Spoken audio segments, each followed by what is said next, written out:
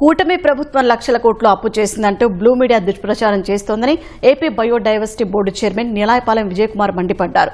కూటమి హయాంలో చేసిన అప్పులు అభివృద్ధిపై చర్చించేందుకు సిద్దమన్నారు.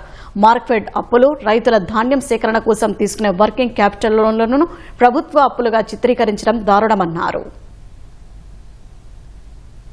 2,93,000 కోట్ల రూపాయలు రాష్ట్ర ప్రభుత్వం అప్పు చేసింది అని సాక్షి చెప్పింది శుద్ధ అబద్ధం.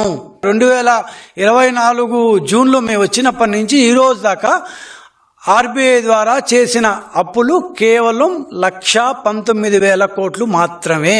వైసీపీ వాళ్ళకి కేవలం బురదల్లడం మాత్రమే తెలుసు కాబట్టి, అబద్ధాలు ప్రచారం చేయడం మాత్రమే తెలుసు కాబట్టి, నవంబర్ 30 వరకు ఆంధ్రప్రదేశ్ రాష్ట్ర ప్రభుత్వం క్యాగ్ ప్రకారం 1,19,000 కోట్లు మాత్రమే అప్పు చేసింది.